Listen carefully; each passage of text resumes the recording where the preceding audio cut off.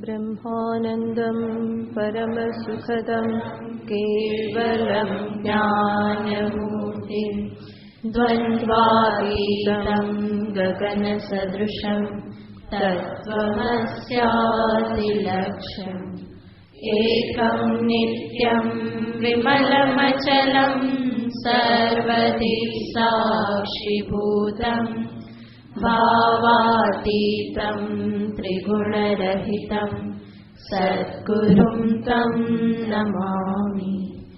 ॐ पार्थाय प्रतिबोधितां भगवता नारायणेन स्वयं व्यासेन ग्रथितां पुराणमुनिना मध्ये महाभारतम् अद्वैतामृतवर्षिणीं भगवतीम् अष्टादशाध्यायिनीम् अम्ब त्वामनुसन्दधामि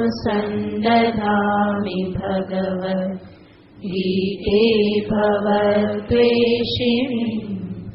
यं ब्रह्मा वरुणेन्द्ररुद्रमरुतः स्तुन्वन्ति दिव्यैस्तवैः वेदैः साङ्गपदक्रमोपनिषदैः गायन्ति यं सामगाः ध्यानावस्थिततद्गतेन मनसा पश्यन्ति यं योगिनः यस्यान्तं न विदुःसुरासुरगणा देवाय तस्मै नमः। यस्यान्तं न विदुःसुरासुरगणा देवाय तस्मै नमः।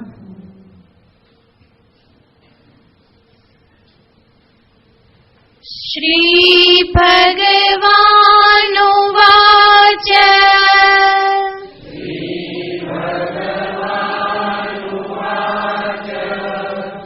भूय एव महाबाहो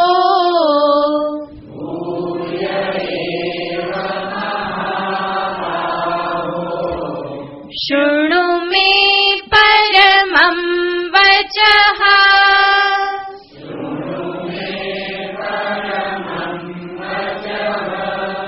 यत्तेऽहं प्रीयमाणाय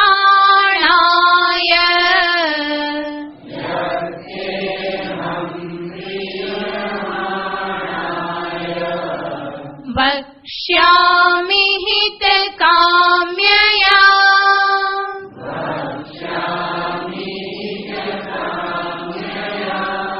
न मे विदुःसुरगणाः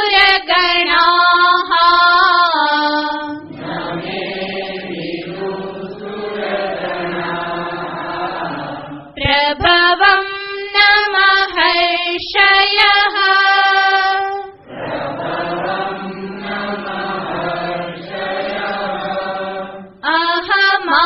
अहमादिर्हि देवानां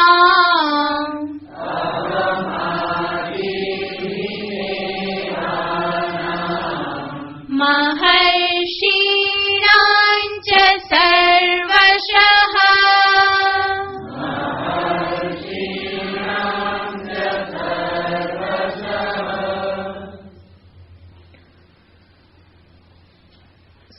સમસ્ત બ્રહ્માંડને આપણા શાસ્ત્રો 3 વિભાગમાં વહેંચી દે છે, જે છે જીવ, જગત, ઈશ્વર. જીવ એટલે કે હું, અને આ હુંને જે કંઈ પણ અનુભવમાં આવે છે શબ્દ સ્પર્શ રૂપ રસ ગંધ થી યુક્ત એવું આજે જગત. અને ત્રીજું તત્વ કહેવાય છે ઈશ્વર તત્વ. આ ત્રણ જે તત્વ કે વિભાગ કરવામાં આવ્યા એ ત્રણેયના સંદર્ભમાં ગીતા શાસ્ત્ર કે વેદ શાસ્ત્ર આપણને એના સ્વરૂપની વાત કરે છે. જીવ એટલે કોણ છે, આ જગત એટલે શું છે અને ઈશ્વર એટલે કોણ છે. સાથે સાથે દર્શાવે છે જીવ અને ઈશ્વરનો સંબંધ શું, જીવ અને જગતનો સંબંધ શું, આ જગત ક્યાંથી આવ્યું, એનું સંચાલન કેવી રીતે થાય છે, જગત અને ઈશ્વરનો સંબંધ શું. આ બધા મૂળભૂત જાણવાના વિષયો છે. આ બધા જ ફંડામેન્ટલ ક્વેશ્ચન છે અને એનો ઉત્તર કે એનું સમાધાન જીવનમાં પ્રાપ્ત કરવું એ મનુષ્ય જીવનનું લક્ષ્ય છે. મનુષ્ય ઘણું બધું જાણે છે ભૌતિક ક્ષેત્રના સંદર્ભમાં, પરંતુ વાસ્તવમાં જગત એટલે શું છે, એ ક્યાંથી આવ્યું, ઈશ્વરે કેવી રીતે એનું નિર્માણ કર્યું, શા માટે નિર્માણ કર્યું, ક્યારે નિર્માણ કર્યું, ક્યારે એનો સંહાર થાય છે, એ સંચાલનને અર્થે એણે શું વ્યવસ્થા ગોઠવેલી છે, આ બધા પ્રશ્નોના ઉત્તર આપણા શાસ્ત્રો આપે છે. એટલું જ નહીં, હું એટલે કોણ છું, જીવ એટલે વાસ્તવમાં કોણ છે. આપણે જ્યારે પણ આપણી ઓળખાણ આપીએ છીએ તો એ કોઈને કોઈ સાપેક્ષ ઓળખાણ હોય છે, એ રિલેટિવ ઓળખાણ હોય છે. હું કોણ, તો એની સાથે હુંની સાથે આપણે કંઈ ને કંઈ વિશેષણ લગાવી દઈએ છીએ. શરીરના આધારે હું સ્ત્રી અથવા તો હું પુરુષ, ઉંમરના આધારે હું યુવાન, હું પ્રૌઢ, હું વૃદ્ધ, વર્ણના આધારે હું કાળો, હું ગોરો, હું લાંબો, હું ટૂંકો, ઇન્દ્રિયોના આધારે નહીં તો ઓળખાણ આપીએ છીએ. બુદ્ધિના આધારે પોતાની ઓળખાણ આપીએ કે હું બુદ્ધિશાળી, કે હું મંદબુદ્ધિ, કે હું તેજસ્વી. મનના આધારે ઓળખાણ આપીએ છીએ, હું સુખી, હું દુઃખી, હું શાંત, હું ઉદ્વિગ્ન. અને નહીં તો કોઈને કોઈ સંબંધના આધારે ઓળખાણ આપીએ છીએ કે હું અમુકનો પુત્ર, અમુકનો પિતા, અમુકનો ભાઈ, અમુકની બેન, અમુકની માતા. તો અન્ય વ્યક્તિની સાપેક્ષમાં ઓળખાણ આપીએ છીએ. મેં જે કંઈ પણ વિદ્યા પ્રાપ્ત કરી છે ભૌતિક જગતની, એના આધારે હું ઓળખાણ આપું છું કે હું એન્જિનિયર છું, હું શિક્ષક છું, હું પ્રોફેસર છું. તો આ બધી ઓળખાણ મારી બુદ્ધિના આધારે છે કે જેના આધારે મેં આ બધી ભૌતિક વિદ્યાઓ પ્રાપ્ત કરેલી છે. તો આ બધી ઓળખાણ જોઈએ તો એ સાપેક્ષ ઓળખાણ છે, એ કોઈ સાચી ઓળખાણ નથી, પરંતુ રિલેટિવલી આપવામાં આવેલી ઓળખાણ છે. શાસ્ત્ર મને સમજાવે છે કે આ બધાને છોડીને હું કોણ, શરીરને એક બાજુ રાખું, ઇન્દ્રિયોને એક બાજુ રાખું, મન બુદ્ધિને, બીજી વ્યક્તિ સાથેના સંબંધને, મારી ડિગ્રીઓને, હોદ્દાને, આ બધાને હું એક બાજુ રાખ્યા પછી હું કોણ છું, અને એ વાસ્તવમાં જાણવું રહ્યું. અને એ જ આપણને શાસ્ત્ર દર્શાવે છે. એ હું એટલે કે જીવ એ વાસ્તવમાં કોણ છે, ઈશ્વર કોણ છે, આ જગત શું છે. તો આ ત્રણ તત્વો વિશે જ્ઞાન પ્રાપ્ત કરવું એ જ સાચું જ્ઞાન કહેવામાં આવે છે. શાસ્ત્રમાં બે પ્રકારની વિદ્યા કહેવામાં આવે છે.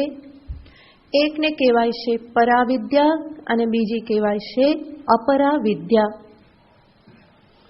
પરાવિદ્યાનો અર્થ છે આ અધ્યાત્મ વિદ્યા, પરમાત્મ સંબંધી વિદ્યા અથવા તો આત્મજ્ઞાન, આ બધાને પરાવિદ્યા કહેવામાં આવે છે. અને એના સિવાયની જે કંઈ પણ વિદ્યા છે એને અપરાવિદ્યા કહેવામાં આવે છે. ઉપનિષદનો શિષ્ય વિદ્યાર્થી ગુરુની પાસે જઈ અને પ્રશ્ન પૂછે છે, કસ્મિન્નુ ભગવો વિજ્ઞાતે સર્વમિદમ વિજ્ઞાતમ ભવતી. આ એક મુખ્ય પ્રશ્ન શિષ્યનો કહેશે કે એવું તો કયું તત્વ છે કે જેનું જ્ઞાન પ્રાપ્ત કરવાથી, જે એકને જાણવાથી આ બધું જ જણાઈ જાય. એકને જાણી લીધું તો પછી બીજું કંઈ જાણવાની આવશ્યકતા ન રહે, બલકે બીજું બધું પણ જણાઈ જાય જેવું જ થઈ જાય છે. તો એવું કયું તત્વ છે? તો એના ઉત્તરમાં આચાર્ય કહેશે, ગુરુ કહેશે, ઉપનિષદના ગુરુ, દ્વે વિદ્યે વેદિતવ્યે પરાચૈવા પરાચ. કહેશે કે બેટા, બે વિદ્યા જાણવા યોગ્ય છે.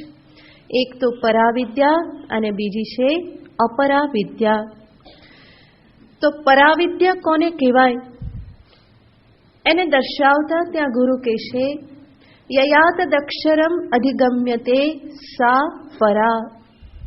જેના વડે અક્ષર તત્વ નક્ષરતે ઇતિ અક્ષરઃ, જેનો ક્યારેય પણ નાશ થતો નથી એવા અવિનાશી અક્ષર તત્વનું જ્ઞાન જે વિદ્યા વડે થાય એને પરાવિદ્યા કહેવામાં આવે છે.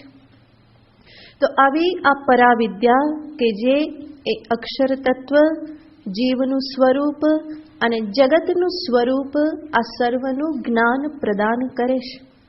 અને આવી જ વિદ્યાને આ ત્રણ વિષયના આધારે ભગવદ્ ગીતામાં પણ દર્શાવવામાં આવેલી છે. ગીતાજીના 18 અધ્યાય જે છે એને 3 વિભાગમાં વહેંચી દેવામાં આવે છે. 6 વિભાગને એક ષટકમ એવું નામ આપવામાં આવે છે. પ્રથમ ષટકમ, દ્વિતીય ષટકમ, તૃતીય ષટકમ. તો પ્રથમ 6 અધ્યાય જે છે એમાં જીવના સ્વરૂપને દર્શાવવામાં આવ્યું છે કે વાસ્તવમાં જીવ એટલે કોણ છે, હું કોણ. તો એનું નિરૂપણ પ્રથમ 6 અધ્યાયમાં કરવામાં આવ્યું. 7 થી 12મા અધ્યાય સુધી ઈશ્વર તત્વનું નિરૂપણ કરવામાં આવેલ છે. અને 13 થી 18મા અધ્યાયમાં આ જીવ અને ઈશ્વરની વચ્ચે શું સંબંધ છે એને દર્શાવવામાં આવેલ છે. જ્યારે 7 થી 12મા અધ્યાયમાં ઈશ્વરનું નિરૂપણ કરવામાં આવ્યું, એની સાથે સાથે જગતનું નિરૂપણ પણ કરી દેવામાં આવેલું છે. આમ તો જોઈએ તો ગીતાજીમાં, સમસ્ત ગીતાજીમાં કે એના દરેક અધ્યાયમાં જીવ જગત ઈશ્વર સર્વનું નિરૂપણ છે. પરંતુ મુખ્ય રૂપે, પ્રાધાન્ય રૂપે કયા તત્વનું નિરૂપણ છે એનું અવલોકન કરવામાં આવે તો ખ્યાલ આવે કે પ્રથમ 6 અધ્યાય આત્મ તત્વ ઉપર વધારે જોર દે છે. ફરીને ભગવાન અર્જુનને એ તત્વના સંદર્ભમાં જ્ઞાન આપે છે, ઉપદેશ આપે છે. અને 7મા અધ્યાયથી આપણે અવલોકન કરીએ તો સ્પષ્ટ રૂપે એમાં જણાય છે કે 7 થી 12મા અધ્યાય સુધી ઈશ્વર તત્વનું વિશેષ રૂપથી નિરૂપણ કરવામાં આવ્યું છે. તો આ 10મા અધ્યાયમાં પણ આપણે જોઈએ તો ભગવાન શ્રી કૃષ્ણચંદ્ર પોતાનું ઈશ્વર સ્વરૂપ જે છે એ પ્રગટ કરી રહેલા છે.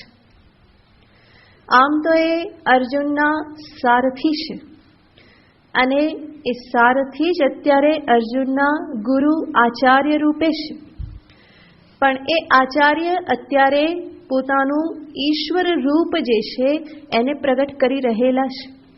અર્જુનને ભગવાન સમજાવી રહેલા છે કે અર્જુન, હું માત્ર તારો સખા કૃષ્ણ કે અત્યારે બનેલો પાર્થ સારથી કે એક શરીરધારી તારો ગુરુ હું માત્ર નથી, પરંતુ વાસ્તવમાં હું કોણ છું? તો એ જે પોતાનું ઈશ્વરીય શક્તિ કે જે કંઈ પણ કહો એને ભગવાન આ અધ્યાયોમાં ફરીને પ્રગટ કરે છે.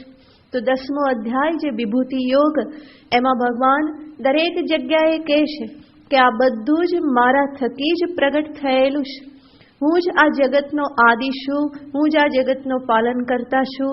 બલકે જે કંઈ પણ આ જગતમાં દેખાય છે એ બધું મત્તઃ એવ, મારામાંથી જ બધું પ્રગટ થયેલું છે. સ્થૂળ સૂક્ષ્મ જગત એ બધું જ મારામાંથી જ પ્રગટ થયેલું છે. તો જગતના કારણ એવા ઈશ્વર રૂપે ભગવાન પોતાને આમાં દર્શાવી રહેલા છે. ઉપનિષદમાં નિરૂપણ આવે છે કે ઈશ્વર એટલે કોણ છે. તો તૈત્રીય ઉપનિષદ બહુ સ્પષ્ટ રૂપે ઈશ્વરની વ્યાખ્યા આપતા કહે છે, યતો વા ઇમાની ભૂતાની જાયન્તે યેન જાતાની જીવંતી યત પ્રયંત્ય વિષમ વિષંતીતિ. ઇમાની ભૂતાની, આ બધા જ ભૂતો, જીવો, આ જગત જે છે, યતઃ જાયન્તે, જેમાંથી ઉત્પન્ન થાય છે. આ બધું જ જેમાંથી ઉત્પન્ન થાય છે, આ બધું જ જેના થકી ટકી રહેશે અને અંતે પ્રલય કાલે આ બધાનો જેમાં પ્રલય થઈ જાય છે, લય થઈ જાય છે, પ્રવેશ થઈ જાય છે. તદ્વિજિજ્ઞાસસ્વ, એને તું જાણવાની ઈચ્છા કર. અને એ જ ઈશ્વર તત્વ છે, એ જ પરમાત્મ તત્વ છે. તો ઈશ્વરનું નિરૂપણ ઉપનિષદમાં પણ જગત કારણ રૂપે કરવામાં આવેલું છે. અને એ જ ઈશ્વરત્વ ભગવાન શ્રી શ્યામ સુંદર આ 10મા અધ્યાયમાં પોતાનું ઈશ્વરત્વ પ્રગટ કરી રહેલા છે. બીજા શ્લોકથી જ ભગવાન અર્જુનને સીધું દર્શાવે છે કે હું તો આ જગતનો આદિ છું, સર્વપ્રથમ છું. મારી પૂર્વે બીજું કોઈ હતું નહીં, હું જ આદિ છું અને મારામાંથી જ આ બધું પ્રગટ થયેલું છે.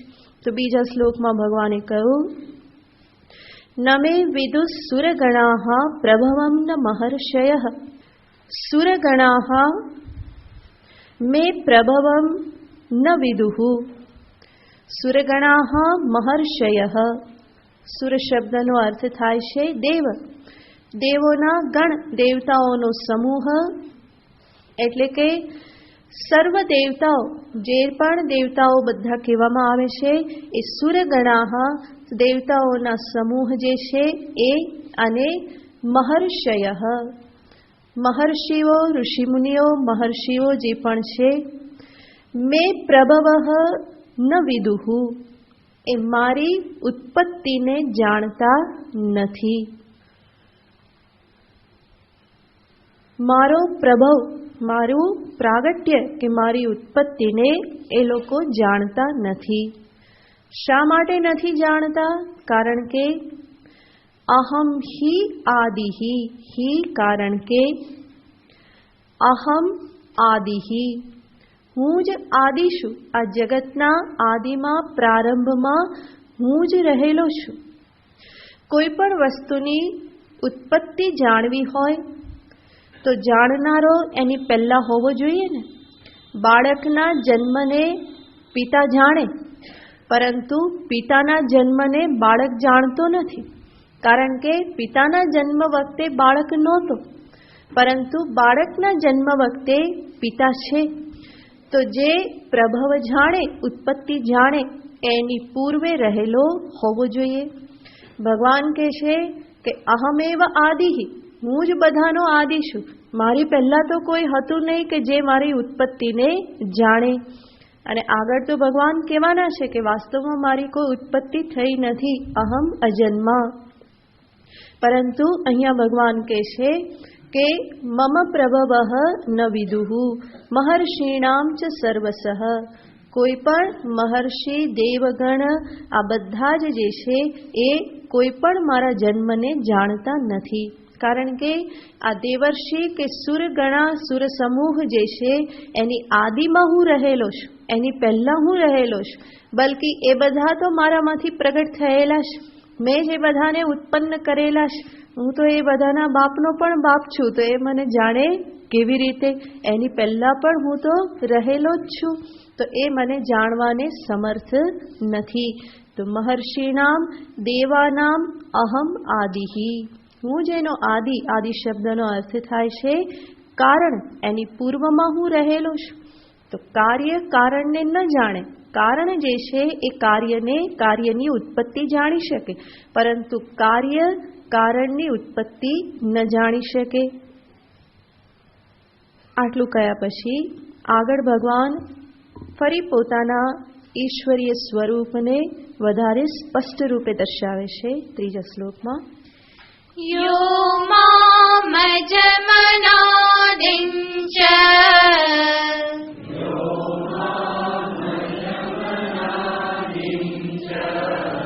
वेत्ति लोकमहेश्वरम्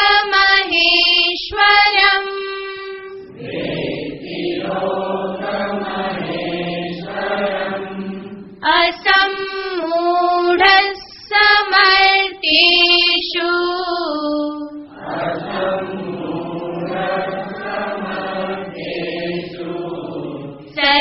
सर्वपापैः प्रमुच्यते।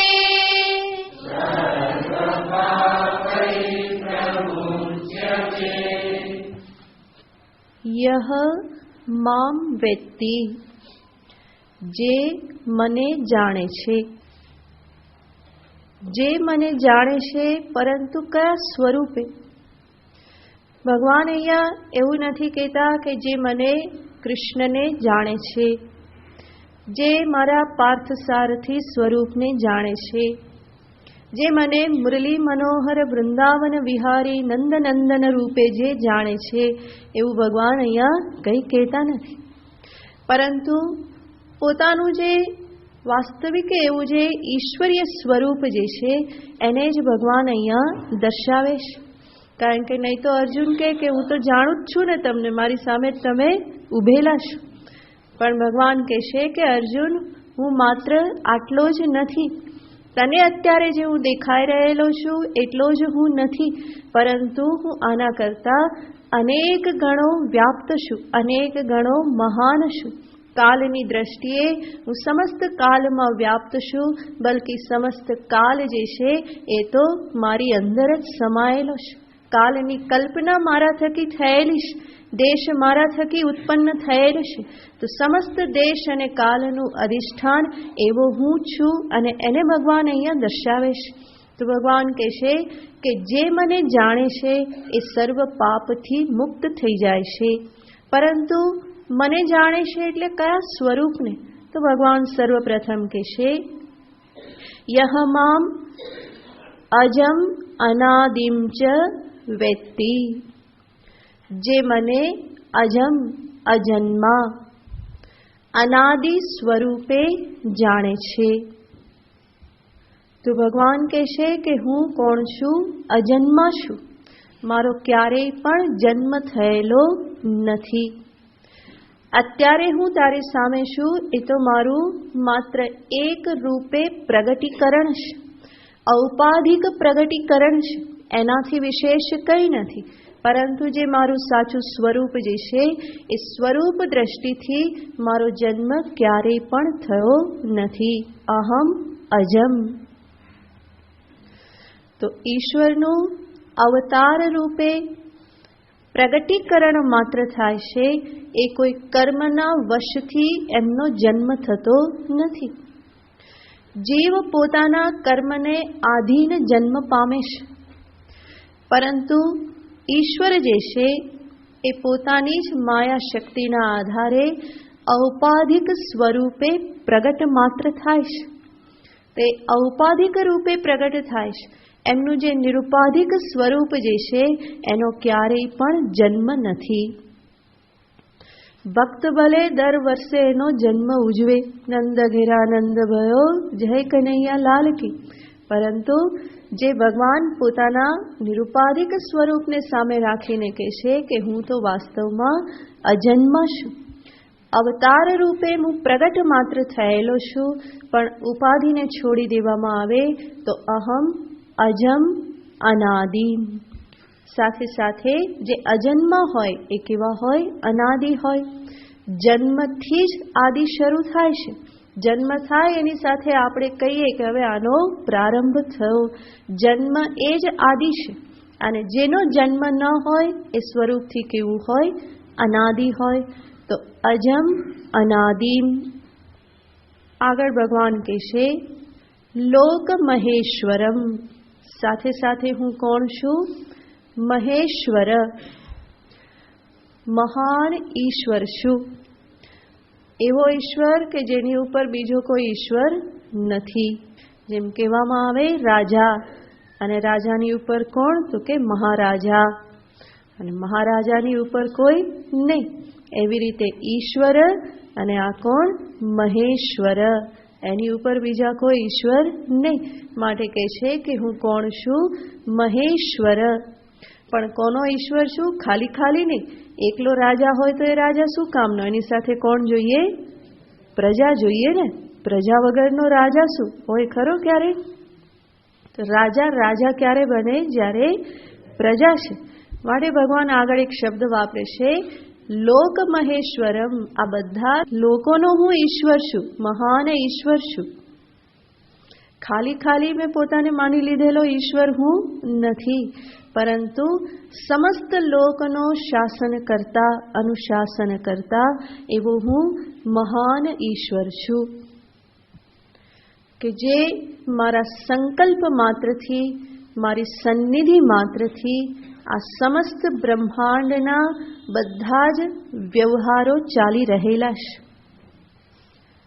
માત્ર ઔપાધિક સ્વરૂપ નહીં, પરંતુ મારું જે નિરુપાધિક સ્વરૂપ છે એ ચૈતન્યના અધિષ્ઠાનના આધારે જ સર્વ વ્યવહાર સંભવ બને છે. યસ્ય સન્નિધિ માત્રેન સમસ્ત જગત ચેષ્ટતે. જેની સન્નિધિ, સાનિધ્ય માત્રથી, ઉપસ્થિતિ માત્રથી આખું જગત ચેષ્ટા કરે છે, વ્યવહાર કરે છે, એવો હું લોક મહેશ્વરમ. જેવી રીતે રાજાની હાજરી માત્રથી બધા કામ કરતા થઈ જાય, સૂર્ય ઉગતાની સાથે જ બધા કામે લાગી જાય છે, તો સૂર્યની સન્નિધિ માત્રથી બધા કામે લાગી જાય છે. રાજાની સન્નિધિ, ઉપસ્થિતિ, નેતાની કે બોઝની કે સાહેબની ઉપસ્થિતિ માત્રથી બધા કામ કરવા લાગે છે. એવી રીતે ચૈતન્ય પરમાત્માની ઉપસ્થિતિ માત્રથી જ સમસ્ત જગતના વ્યવહારો સિદ્ધ થાય છે. જો એ ન હોય તો કોઈ પણ પ્રકારનો વ્યવહાર સંભવ બને નહીં. અને એના જ અનુશાસનમાં આ સમસ્ત જગત ચાલી રહેલું છે. એમના જ ઘડેલા નિયમો દ્વારા, કર્મફળના નિયમો દ્વારા, એમના દ્વારા જ નિશ્ચિત કરવામાં આવેલા પ્રત્યેક પદાર્થના સ્વભાવના આધારે આ સમસ્ત જગત ચાલે છે. એમના દ્વારા દરેક પદાર્થનો સ્વભાવ, નિયતિ નિશ્ચિત કરી દેવામાં આવેલી છે. સૂર્ય ચંદ્રએ કેવી રીતે ગતિ કરવી, કઈ દિશામાં ગતિ કરવી, એમને પહેલેથી આદેશ આપી દેવામાં આવેલો છે. એમને ટ્રાફિકના નિયમો પહેલેથી બતાવી દેવામાં આવે છે. પછી કોઈ ઊભું રાખવું પડતું નથી, ટ્રાફિક પોલીસની જરૂર પડતી નથી. એ તો મનુષ્યની વ્યવસ્થામાં એવી બધી જરૂર પડે, પણ ઈશ્વરની વ્યવસ્થામાં એક વખત વ્યવસ્થા ગોઠવાઈ ગઈ તો પછી એમાં કોઈ તકલીફ થતી નથી. તમે જુઓ બ્રહ્માંડમાં કેટલું બધું ફરી રહેલું છે, કોઈ એક જગ્યાએ તો છે નહીં. બધા ગ્રહ, બધા નક્ષત્ર, બધું જ જે છે એ બધું જ ગતિ કરી રહેલું છે. પણ ગતિ કરી રહેલું ક્યાંય એકબીજાની સામે ભટકાતું નથી, કારણ કે એમની દિશા એ નિશ્ચિત કરી દેવામાં આવેલી છે.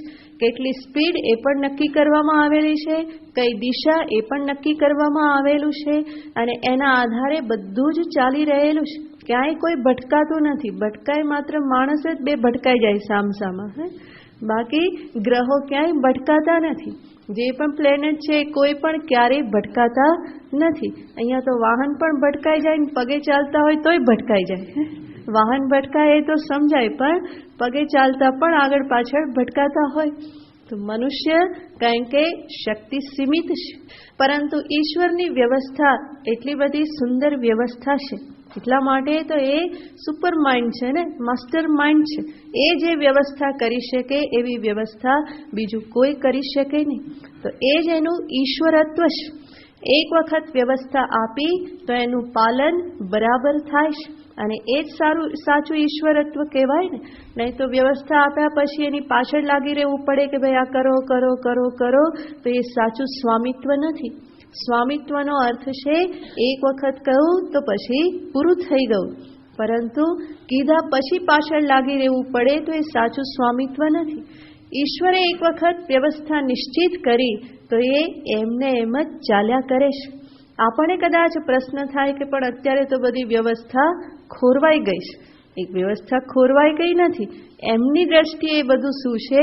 એ પણ એક વ્યવસ્થા જ છે. મનુષ્ય જ્યારે એમાં કંઈ ગરબડ કરે તો એમાં આટલો ફેરફાર થાય, એ પણ એમના દ્વારા વ્યવસ્થા કરવામાં આવેલી છે, જેથી કરીને મનુષ્યને ખ્યાલ આવે કે આ આપણા અવિવેકના કારણે આ બધું થઈ રહેલું છે.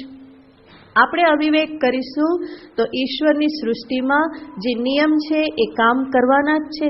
આપણને એવું લાગે કે ઋતુઓ બધી બદલાઈ ગઈ, ટેમ્પરેચર વધી ગયું, પણ એ વ્યવસ્થા પહેલેથી ગોઠવવામાં આવેલી છે કે જ્યારે આ પ્રમાણે થશે તો આવી રીતનો એનું પરિણામ મળશે. તો ઈશ્વરની દ્રષ્ટિએ આપણે જેને ગેરવ્યવસ્થા કહીએ છીએ કે વ્યવસ્થા બગડી ગઈ કહીએ છીએ, એ પણ ઈશ્વરની વ્યવસ્થાનો જ એક ભાગ છે, એ એનાથી બહાર નથી. તો એમની વ્યવસ્થામાં ક્યારેય કોઈ ગરબડ નથી. એટલા માટે જ ભગવાન કહેશે અહમ લોક મહેશ્વર, પંચમહાભૂત મારા જ અનુશાસનમાં કાર્ય કરી રહેલા છે. બલકી ઉપનિષદ તો નિરૂપણ કરે છે કે પરમાત્માના ભયથી જ આ બધું ચાલી રહેલું છે, કારણ કે એ ઈશ્વર બેઠેલા છે. જો આમાં કંઈ ગરબડ થઈ તો નહીં ચાલે, અને માટે બધું એમના ભયથી યથાયોગ્ય રીતે બધા કામ કરી રહેલા છે. અગ્નિ જે છે એ હંમેશા ઉર્ધ્વગમન કરશે, કારણ કે એને ખબર છે કે બેઠા બેઠા જોઈ રહેલા છે, આપણાથી નીચે જવાય નહીં. અને પાણીને ખબર છે કે આપણે નીચે જ જવાનું હોય, આપણાથી ઉપર જવાય નહીં, એ મર્યાદાનું ઉલ્લંઘન ના કરાય. વાયુને ખબર છે કે આપણે તો આડી દિશામાં જ જવાનું, આપણે ઉપર નીચે ગયા તો પરમાત્મા નહીં ચલાવે. તો આ બધો આદેશ એમને આપવામાં આવેલો છે. અગ્નિ ક્યારેય ઠંડો નહીં પડે અને પાણી ક્યારેય પણ પોતાના સહજ સ્વભાવથી ગરમ નહીં થાય. એ કોઈ સંપર્કથી ગરમ થાય એ અલગ વાત છે, એ પણ એને કહેવામાં આવેલું છે અગ્નિનો સંપર્ક થાય તો તારે ગરમ થવાનું. અને અગ્નિને કહેવામાં આવેલું છે કે પાણીનો સંપર્ક થાય તો તારે ઠંડા નહીં થઈ જવાનું. બરાબર? તો આ બધું એને સ્પષ્ટ સૂચના આપવામાં આવેલી છે, અને એનું બરાબર પાલન આ ઈશ્વરની સૃષ્ટિમાં થઈ રહેલું છે. ઈશ્વરના ભયથી જ આ બધું ચાલી રહેલું છે. ભયાદ અગ્નિસ્તપતિ, ભયાદ તપતિ સૂર્ય. આ ભગવાનના ભયથી જ અગ્નિ તપે છે, સૂર્ય પણ ઉદિત થાય છે, એ પણ તપે છે. અને ભગવાનના ભયથી જ વાયુ હંમેશા ભાગી રહેલો છે, કારણ કે એને કહેવામાં આવેલું છે તારે ક્યારેય પણ ઊભા નહીં રહેવાનું, હંમેશા તારે ગમન કરતા રહેવાનું છે. આપણને લાગે કે આજ તો હવા પડી ગઈ ને કંઈ પવન છે નહીં, પરંતુ થોડો ઘણો પવન તો હોય જ. દોરો હાથમાં પકડીને રાખો તો એ ક્યાંક તો જતો જ હશે, એ સ્થિર નહીં રહે. આપણે આટલા મોટા હલીએ નહીં કે આપણને ખબર ના પડે, પરંતુ દોરો તો છે એને તો વાયુની તરત જ ખબર પડે. તો વાયુ હંમેશા ગતિ કરે છે. એને કહેવામાં આવ્યું છે કે તારે ક્યારેય પણ ઊભા નહીં રહેવાનું, તારો સ્વભાવ જ છે કે હંમેશા ગમન કરતા રહેવાનું. તો આ બધા નિયમોનું પાલન થાય છે. ઈશ્વરની સમસ્ત સૃષ્ટિ જે છે એ ઈશ્વરના નિશ્ચિત કરેલા નિયમથી ચાલે છે. મનુષ્ય પણ એ જ નિયમને અધીન છે. એને પણ કર્મફળના નિયમો લાગુ પડે છે. એ અમુક કર્મ અમુક ભાવથી અમુક દેશમાં કરે તો આ પ્રમાણેનું એને ફળ પ્રાપ્ત થાય. આ બધા નિયમો નિશ્ચિત છે. માટે જ ભગવાન અહીંયા કહેશે કે હું કોણ છું? અહમ લોક મહેશ્વર. હું આ સમસ્ત લોકનો મહેશ્વર છું, ઈશ્વર છું. અને એવા મને જાણે, યહ વેત્તિ, જે મને આ પ્રમાણે જાણે, સહ મર્ત્યેષુ અસમ્મૂઢ.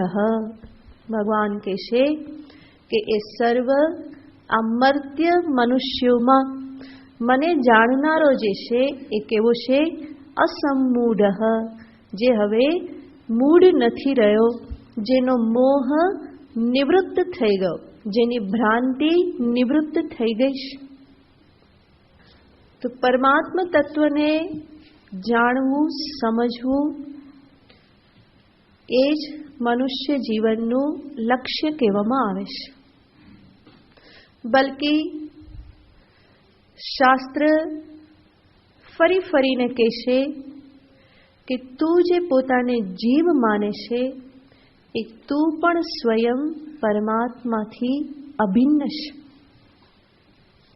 તો સર્વપ્રથમ પરમાત્મા સ્વરૂપને સમજવું અને ત્યાર પછી હું પણ એનાથી અભિન્ન છું એ સમજવું એ વાસ્તવિક જ્ઞાન છે.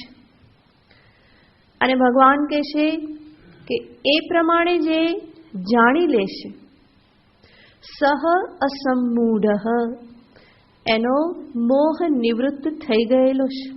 હવે એને કોઈ મૂઢતા એના બુદ્ધિમાં હવે રહેલી નથી. તો મુખ્ય સમસ્યા છે અજ્ઞાન, અને એ અજ્ઞાનના કારણે પછી સમસ્યાઓની પરંપરા ચાલે છે, અને એ બધાને કહેવામાં આવે છે ભ્રાંતિ. કોઈને કોઈ પ્રકારનો ભ્રમણા અંતરમાં હંમેશા બની રહેશે. જેમ હું મને વાસ્તવિક રૂપે ન જાણું તો હું એને કઈ રીતે જાણું છું, હું અમુક નામનો, હું અમુકનો સંબંધી.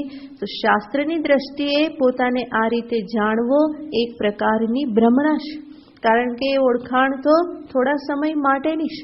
આ શરીર પૂરતી શરીર છે ત્યાં સુધીની એ ઓળખાણ છે, એના પછીની એ ઓળખાણ કામ લાગતી નથી. તો એવી રીતે જાણવું એ ભ્રાંતિ છે.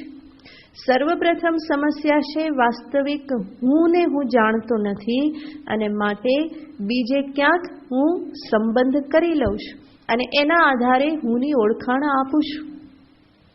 તો અજ્ઞાન અને અજ્ઞાનના કારણે ભ્રાંતિ. જેમ રસ્તામાં દોરડી પડી હોય તો હું એને ન જાણું એ એનું અજ્ઞાન છે. ત્યાં સુધી વાંધો નહીં, પરંતુ એનાથી આગળ પછી શું થાય છે, દોરડીની જગ્યાએ સાપ દેખાવા લાગે. અંધારામાં વૃક્ષ ન દેખાય તો ચાલે, પરંતુ વૃક્ષમાં શું દેખાવા લાગે, કોઈ માણસ દેખાવા લાગે, નહીં તો મોટે ભાગે ભૂત દેખાવા લાગે. જાણે ભૂત વૃક્ષમાં જ રહેતું હોય હે ને, તો ત્યાં ભૂતની કલ્પના થવા લાગે.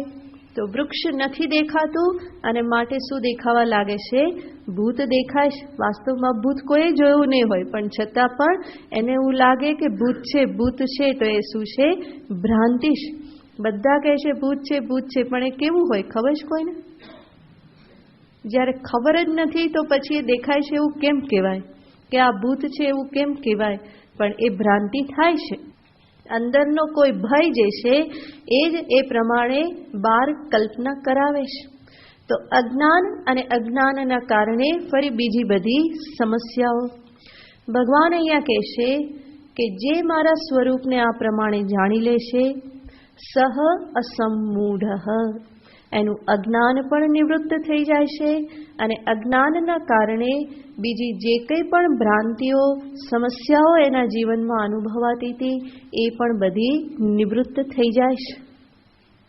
અને સર્વ પાપે પ્રમુચ્યતે, એટલું જ નહીં, એ સર્વ પ્રકારના પાપથી મુક્ત થઈ જાય છે. અજ્ઞાન અને અજ્ઞાનના કારણે જ મનુષ્ય પાપરૂપ પ્રવૃત્તિ કરે છે. જે કંઈ પણ પાપ કર્મ થાય છે એ અજ્ઞાનના કારણે જ થાય છે. જેનું અજ્ઞાન નિવૃત્ત થઈ ગયું એ પછી પાપ કરવાનું નથી. માટે કહેશે સર્વ પાપૈહિ પ્રમુચ્યતે. આટલું કહ્યા પછી હવે આગળ ભગવાન દર્શાવે છે કે આ આખું જગત જે છે એ મારામાંથી જ આવેલું છે. સર્વપ્રથમ ભગવાન સૂક્ષ્મ જગતને દર્શાવે છે, કારણ કે આ પ્રક્રિયા છે. કારણમાંથી પેલા સૂક્ષ્મની ઉત્પત્તિ અને સૂક્ષ્મમાંથી પછી સ્થૂલની ઉત્પત્તિ થાય. તો ભગવાન સ્વયંને જગતનું કારણ કહેશે, અને સર્વપ્રથમ જે કંઈ પણ સૂક્ષ્મ ભાવો જે છે એને દર્શાવે છે કે આ બધા જ મારામાંથી જ ઉત્પન્ન થયેલા છે. તો આગળના શ્લોકમાં बुद्धिर्ज्ञानम सम्मोहः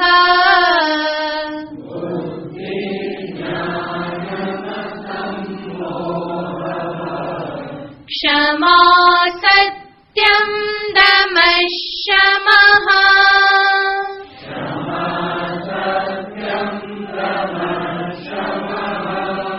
सुखं दुःखं भवो भावो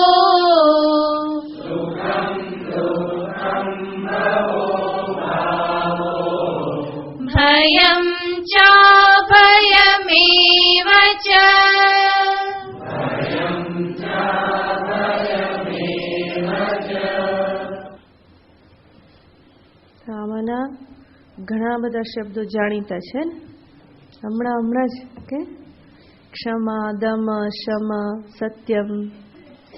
તો જે મૂલ્યોની આપણે વાત કરી, ભગવાન કહેશે કે આ બધા મૂલ્યો, આ બધા જે સદ્ગુણો કે દૈવી સંપત્તિ જે છે એ બધું જ મારા થકી છે, મારામાંથી જ આ બધું ઉત્પન્ન થયેલું છે.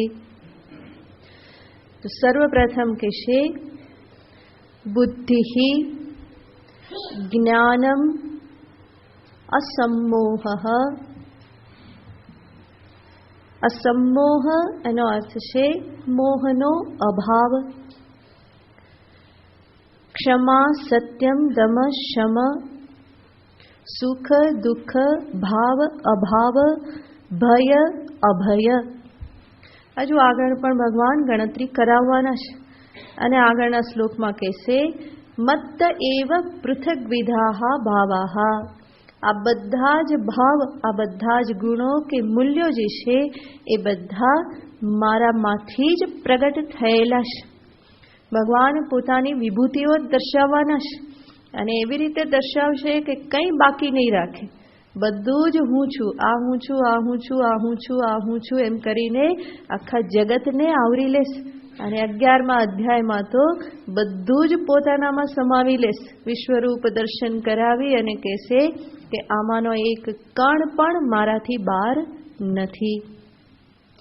તો સર્વપ્રથમ ભગવાન કહેશે બુદ્ધિ.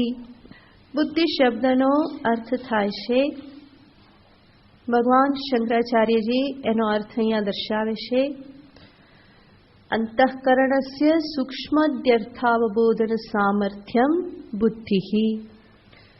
અંતઃકરણનું સૂક્ષ્મ અર્થોને, વિષયને સમજવાનું સામર્થ્ય, એ સામર્થ્ય છે બુદ્ધિ.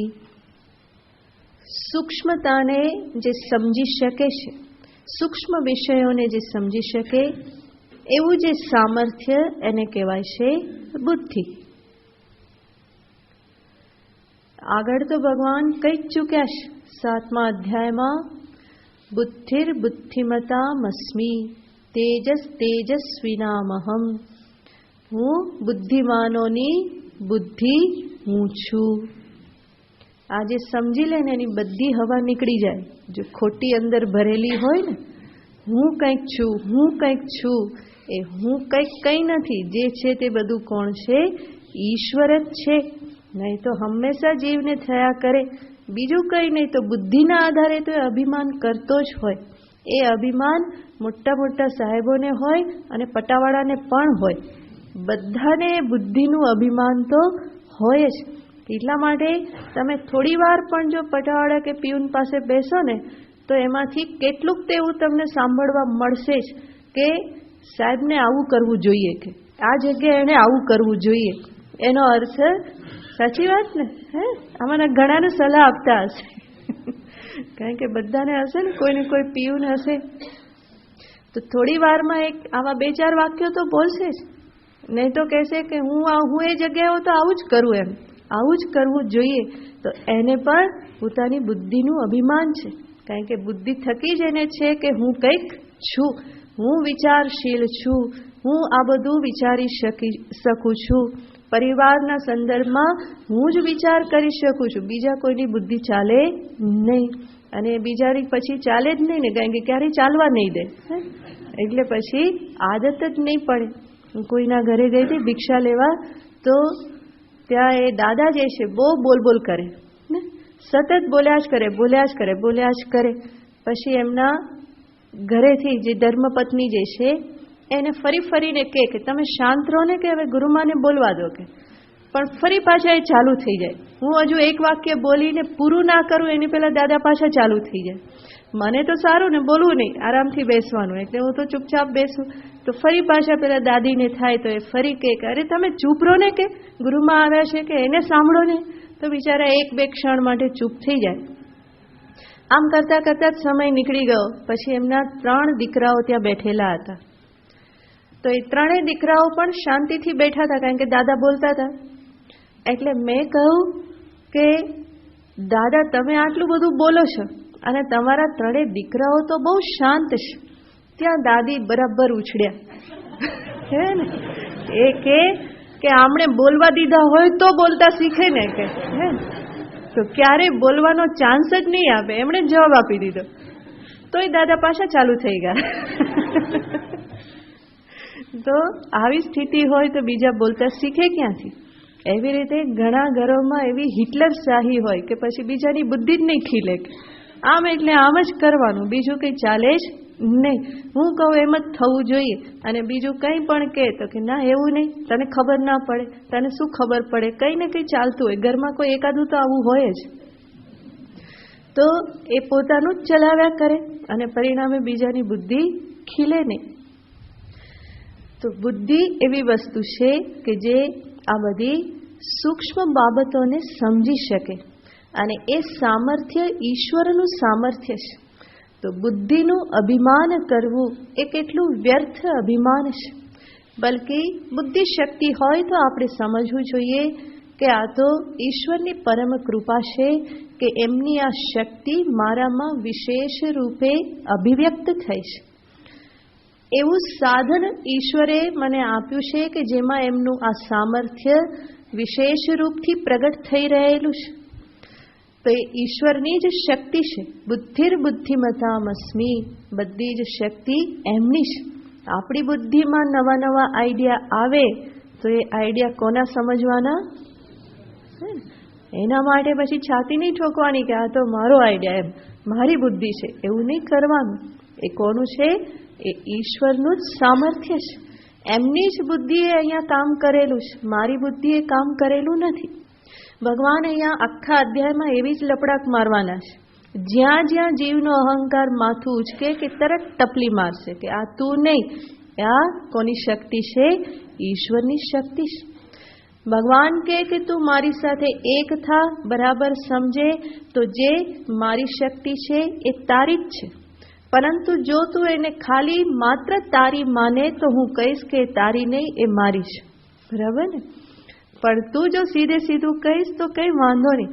પછી જે તારું છે મારું છે એ બધું ભૂલાઈ જાય. પરંતુ શરૂઆતમાં તો તારે શું કહેવું પડશે? કારણ કે તું મારી મારી કરે છે, મારી મારીમાંથી તારે શું શીખવું પડશે? તારી તારી. અને પછી મારી તારી કંઈ નહીં, બધું એકનું એક જ. નહીં તો પછી જીવ શું કરે? તો કે મારું મારું બધું મારાનું, હે ને, અને તારું મારું સૈયારું. એવું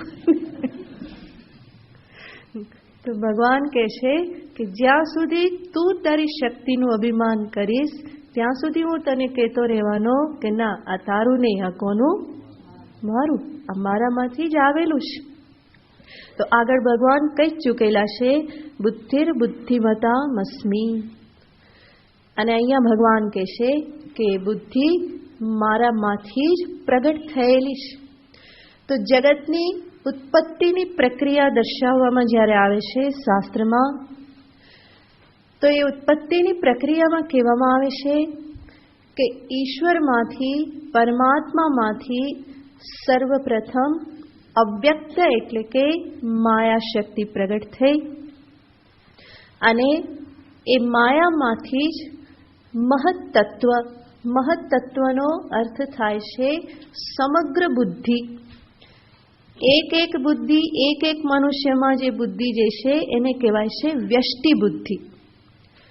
પરંતુ બધા જ મનુષ્યો અને બધા જ પ્રાણીઓની બુદ્ધિ ભેગી કરવામાં આવે તો એને એક નામ આપવામાં આવે છે સમષ્ટિ બુદ્ધિ અથવા તો મહત્તત્વ.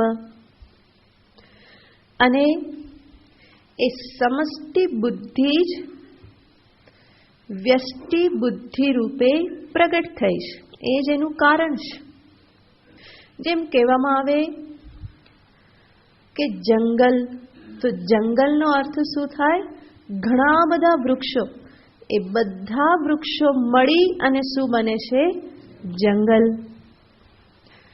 અને એક એક વૃક્ષ જે છે એને કહેવાય વ્યષ્ટિ અને બધા જ વૃક્ષો જે છે એને કહેવાય સમષ્ટિ. તો વ્યષ્ટિ ક્યાં આવેલી છે? સમષ્ટિમાં. એવી રીતે બધી જ બુદ્ધિ જે છે એ છે સમષ્ટિ બુદ્ધિ. અને એ સમષ્ટિ બુદ્ધિ જ એક એક વ્યષ્ટિ બુદ્ધિ રૂપે, વ્યક્તિગત બુદ્ધિ રૂપે પ્રગટ થાય છે. તો આ વ્યક્તિગત બુદ્ધિનું કારણ છે સમષ્ટિ બુદ્ધિ, એનું કારણ છે માયા શક્તિ, અને માયા ક્યાંથી પ્રગટ થઈ? ઈશ્વરમાંથી. માટે બુદ્ધિ ક્યાંથી આવેલી છે? ઈશ્વરમાંથી. બરાબર? બીજે ક્યાંયથી સમજવી નહીં, ખોટી હવા ભરવાની નહીં કે આ તો મેં મહેનત કરી, મેં બધું બહુ યાદ કર્યું, મેં બહુ દાખલા ગણ્યા, એટલા માટે મારી બુદ્ધિ કેવી થઈ ગઈ? જગારા મારે છે. બરાબર ને? જગારા મારે બહુ સરસ, પરંતુ સમજવું શું રહ્યું? અંતે જગમગાટ કોનો છે? ઈશ્વરનો જ છે. તમેવ ભાંતમ અનુભાતિ સર્વમ. એની પાછળ પાછળ જ બધું ચાલે છે, એના વગરનું કંઈ ચાલે નહીં. તો બુદ્ધિ જે છે એ ઈશ્વરમાંથી જ પ્રગટ થયેલી છે.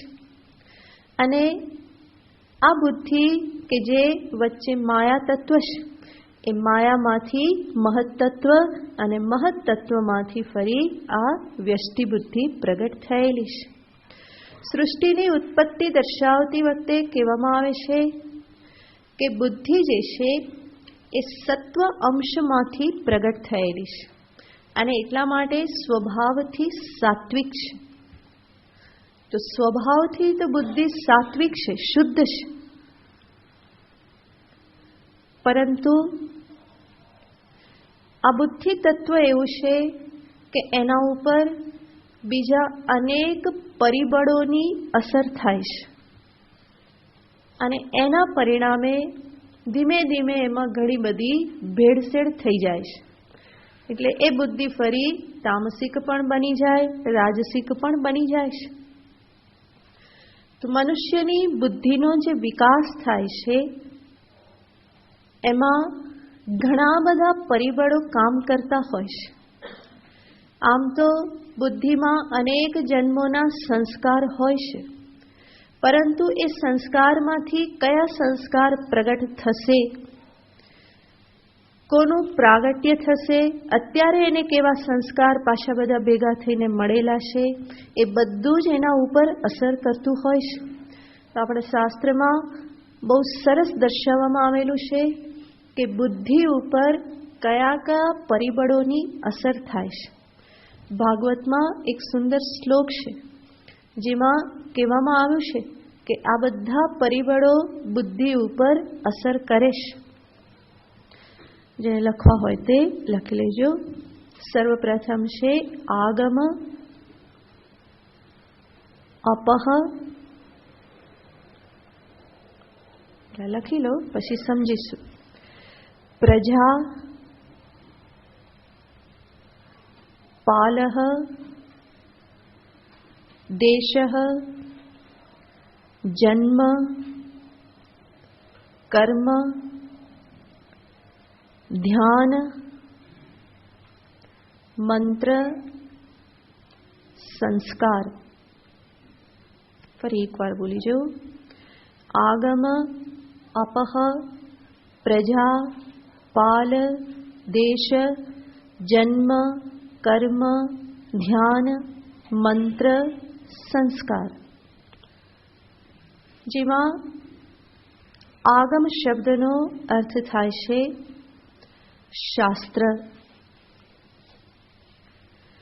તમે જેવું વાંચન કરો, જેવા શાસ્ત્રનું અધ્યયન કરો, એના સંસ્કારો બુદ્ધિ ઉપર પડે છે.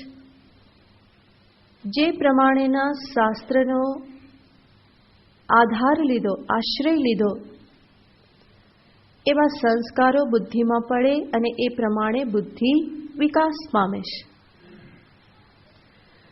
માટે ગીતા, ઉપનિષદ, રામાયણ, ભાગવત, મહાભારત, પુરાણ ગ્રંથ, સંતોના જીવન ચરિત્ર, આ બધાના અભ્યાસથી નિર્મિત થયેલી બુદ્ધિ અને મેગેઝિન, ચલચિત્ર, ડિટેક્ટિવ વાર્તાઓ, આ બધાથી નિર્માણ પામેલી બુદ્ધિ, એમાં કેટલો બધો ભેદ હોય છે. એક પ્રકારના ગ્રંથોથી નિર્માણ થયેલું મન, અંતઃકરણ કેટલું બધું સાત્વિક, શુભ સંકલ્પોવાળું, શુભ દિશાવાળું, જીવનને યોગ્ય દિશામાં લઈ જનારું, અને હલકા પ્રકારના મેગેઝિન, ચલચિત્ર આ બધીથી તૈયાર થયેલી જે બુદ્ધિ જે છે એ જીવનને કોઈ વિપરીત દિશામાં જ લઈ જાય છે. માટે હંમેશા ધ્યાન રાખવું જોઈએ કે આપણે શું વાંચીએ છીએ. માત્ર આપણે શું વાંચીએ છીએ એવું નહીં, આપણા બાળકો પણ શું વાંચે છે, આપણા ઘરમાં કેવા પ્રકારના મેગેઝિન આવે છે, ક્યાં વૃત્તિ થાય છે વાંચવાની, આ બધા ઉપર હંમેશા નજર રાખવી જોઈએ. અને એના દ્વારા બાળક ઉપર બહુ મોટો પ્રભાવ પડતો હોય છે. તમે જેવું વાંચશો એવું વાંચવાની એને પણ ઈચ્છા થશે. તમારા જીવનમાં કે તમારી બુદ્ધિમાં જે પ્રકારના ગ્રંથોની વેલ્યુ હશે એ પ્રકારના ગ્રંથોની વેલ્યુ એની બુદ્ધિમાં પણ બનશે. તમે જો વિચિત્ર ગ્રંથ વાંચતા હશો, વિચિત્ર મેગેઝિનો ઘરમાં લાવતા હશો તો એને પણ એ વાંચવાની ઈચ્છા થશે. એના કરતાં પણ હલકા પ્રકારના એ લઈ આવશે અને વાંચતું થઈ જશે. તો આપણા ઘરમાં કેવા પ્રકારના મેગેઝિન આવે છે, કેવા પ્રકારના પુસ્તકો આવે છે, એના ઉપર આપણે ધ્યાન રાખવું જોઈએ. કારણ કે એના દ્વારા એક જીવનનું નિર્માણ થાય છે. મને હજુ સુધી યાદ છે કે અમારા પૂર્વાશ્રમના ઘરમાં અમારા પિતાજી ચિત્રલેખા પણ લાવવા નહોતા દેતા, કે ચિત્રલેખા પણ ઘરમાં નહીં આવવું જોઈએ, કારણ કે એના વિપરીત સંસ્કાર પડે. અત્યારે તો એની ક્વોલિટી ઘણી સુધરેલી છે, પરંતુ પહેલાંનું ચિત્રલેખા એ ક્યારેય પણ ઘરમાં નહીં લાવવા દે. મોટા ભાઈઓ ક્યારેક ક્યાંકથી લાવ્યા હોય, એને વાંચવાની ઈચ્છા થઈ, લાવ્યા હોય ને ટેબલ પર પડેલું જુએ તો ખતમ. તરત સૌથી પહેલો પ્રશ્ન પૂછશે કે આ કોણ લાવ્યું છે? આટલા પ્રશ્નથી તો જે લાવ્યો એ ક્યાંક ઘૂસી જ જાય. તો એ જવાબ નહીં આપી શકે, તરત જ એ મેગેઝિન ઘરમાંથી બહાર જતો રહે.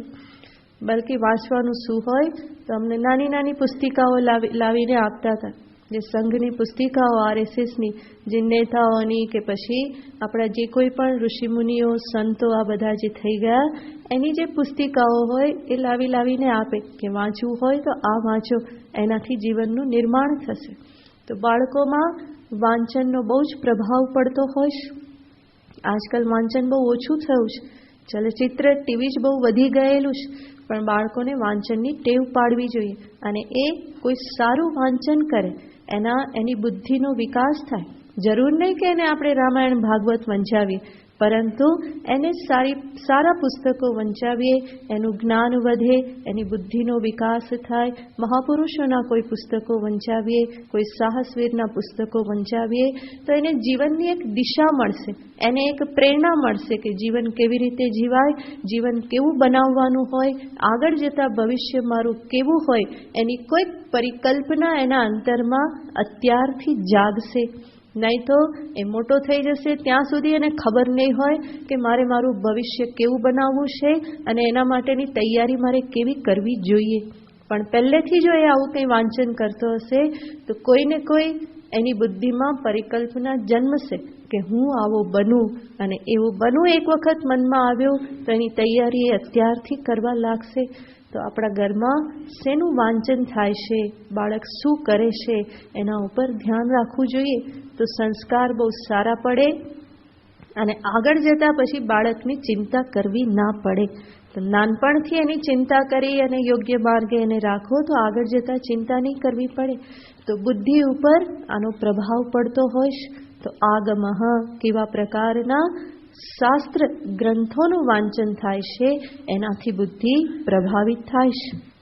આગળ કહેશે અપહ. અપહનો અર્થ થાય છે જે માતા પિતા તરફથી એને રજવીર્ય દ્વારા જે સંસ્કાર પ્રાપ્ત થયેલા છે એનો પ્રભાવ. ત્રીજું કહ્યું છે તો બાળક કે મનુષ્ય પોતાના પૂર્વજન્મના સંસ્કાર તો લઈને આવે જ છે, પરંતુ જે માતા પિતા દ્વારા એ આ જગતમાં પ્રવેશ કરે છે એ માતા પિતાના સંસ્કાર પણ એને સાથે સાથે મળે છે. માટે હંમેશા કહેવામાં આવે છે, ગર્ભવતી સ્ત્રી હોય તો એ બને ત્યાં સુધી ભગવાનનું સ્મરણ કરે, સારા પુસ્તકોનું વાંચન કરે, ભાગવતનું વાંચન કરે, કારણ કે એ જે કંઈ પણ કરશે એ સર્વનો પ્રભાવ ગર્ભસ્થ બાળક ઉપર પડવાનો છે. તો રજવીર્યના સંસ્કાર જે છે એ પણ મનુષ્યની બુદ્ધિના નિર્માણમાં ભાગ ભજવે છે. ત્રીજું પરિબળ કહેવામાં આવે છે પ્રજા. પ્રજાનો અર્થ છે કેવા લોકોના સંગમાં તમે રહો છો. સંગથી મનુષ્યની બુદ્ધિ ખૂબ જ વધારે પ્રભાવિત થાય છે. કેવા લોકોની સાથે તમે હળોમળો છો, તમારું બેસવા ઉઠવાનું કેવા લોકોની સાથે છે, એનાથી તમારી બુદ્ધિમાં ઘણો બધો પ્રભાવ પડતો હોય છે. માટે ફરી ફરીને આપણા શાસ્ત્રો અને સંતો કહેશે કે સંગ હંમેશા સારો રાખો. ગંગા સતી કહેશે, સંગ તું કરો તો તમે એવા નીર કરજો જે ભજનમાં રેવે ભરપૂર. તો પાનબાઈને કહેશે કે પાનબાઈ એવા લોકોની સંગત કરજો કે જે ભગવાનના ભજનમાં ભરપૂર રહેશે, જે ભક્ત છે, જે સંત છે, સાત્વિક છે, એવા લોકોનો તમે સંગ કરજો. સંગનો પ્રભાવ બહુ જ મહાન પ્રભાવ છે અને દરેક વ્યક્તિએ જાણે છે. તમે અહીંયા આવો છો, અહીંનો સંગ તમને કેવો અસર કરે છે તમને ખ્યાલ છે. અહીંયા આવવાથી, આ સ્થાનમાં આવવાથી, આ પરિવારની સાથે આવવાથી મન કેવા પ્રકારના સુંદર સંકલ્પોથી, વિચારોથી ભરાય છે. બધું જ જે નકામું જે છે એ બધું છૂટી જાય છે, કારણ કે આ એક પ્રભાવ છે, સંગનો પ્રભાવ છે. બાકીના સમયમાં પણ કોની સાથે બેસવા ઉઠવાનું થાય છે, ક્યાં વિચાર વિમર્શ થાય છે, આ બધાનો પ્રભાવ બુદ્ધિ ઉપર પડતો હોય છે. માટે જ આપણે જાણીએ છીએ કે બાળકો પણ શેનાથી પ્રભાવિત થાય છે, સંગથી પ્રભાવિત થાય છે. આજકાલના મા બાપને એ જ સૌથી મોટી ચિંતા છે, કારણ કે બાળક સ્કૂલમાં હોય, સ્કૂલ પછી ટ્યુશનમાં હોય, ઘરે તો એ સૂવા માટે આવે છે. મા બાપ સાથે રહેવાનો એની પાસે બહુ સમય નથી, તો બહારના વાતાવરણથી જે વધારે ને વધારે પ્રભાવિત થાય છે. ત્યાં પણ બને ત્યાં સુધી ધ્યાન રાખીએ કે કેવા પ્રકારનું મિત્ર વર્તુળ છે, કોની સાથે બેસે ઉઠે છે, ક્યાં જાય છે, કોના ઘરે જાય છે, કોની સાથે વાંચે છે.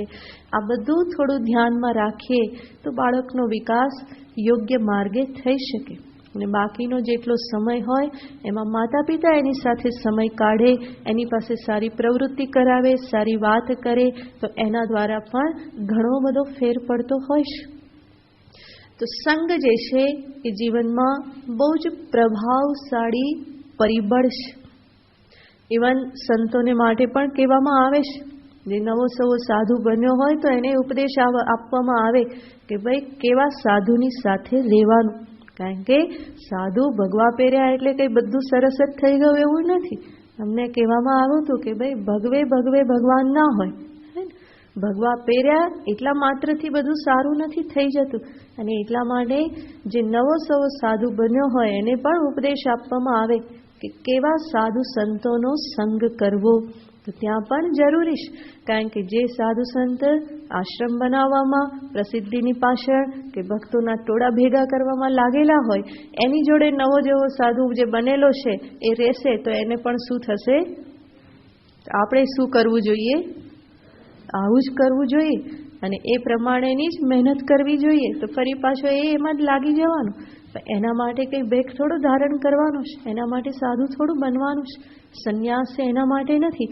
સંન્યાસ સર્વકર્મણામ, જે સર્વકર્મનો સંન્યાસ કરવામાં આવે છે એ ત્વમ પદાર્થ વિવેકાય, હું કોણ છું, પરમાત્મા કોણ છે, આ જાણવાને માટે, આ જ્ઞાન પ્રાપ્ત કરવાને માટે, અધ્યાત્મ સાધનાને માટે સર્વકર્મ સંન્યાસ છે.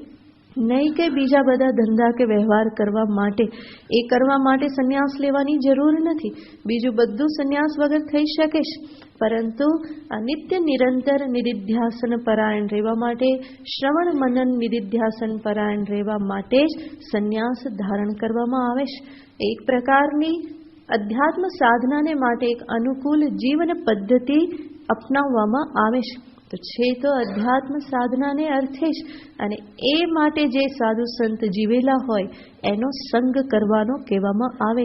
નહીં તો જીવન એમાં ને એમાં જ પૂરું થઈ જાય. એક આશ્રમ બનાવ્યો, બીજો બનાવ્યો, ત્રીજો બનાવો, તો એ આશ્રમ બનાવવાનો પણ ચસ્કો ચડે, લોકો ભેગા કરવાનો પણ ચસ્કો ચડે, પ્રસિદ્ધિ પ્રાપ્ત કરવાનો પણ ચસ્કો ચડે. તો એ બધા ચસ્કા ચડે તો સંન્યાસ નકામો જાય, બરબાદ જાય. માટે કહેવામાં આવે કે કયા સાધુઓનો સંગ કરવો, તો ત્યાં પણ એ જરૂરી છે. કારણ કે જેવાના સંગમાં તમે રહો એ પ્રકારના સંસ્કાર પડવાના જ. બહિર્મુખ સાધુની જોડે રહેશો તો રહેનારો પણ કેવો બનશે, એ પણ બહિર્મુખ બની જશે. અંતર્મુખ જે છે એની સાથે રહેશો તો એની સાથે રહેનારો પણ અંતર્મુખ થશે, એના માટેની એને પ્રેરણા પ્રાપ્ત થશે. તો કેવા પ્રકારનો સંગ એ સર્વને માટે બહુ જ મહત્વની વસ્તુ છે. એના ઉપર હંમેશા મનુષ્યે કડી નજર રાખવી જોઈએ, બરાબર સૂક્ષ્મ નજર રાખવી જોઈએ કે હું કોની સાથે રહું છું. તો પ્રજા. ત્યાર પછી કહેશે પાલહ. પાલહ શબ્દનો અર્થ થાય છે કેવા પ્રકારના વાતાવરણમાં કે અનુશાસનમાં તમારું પાલન થયેલું છે, ઉછેર થયેલો છે.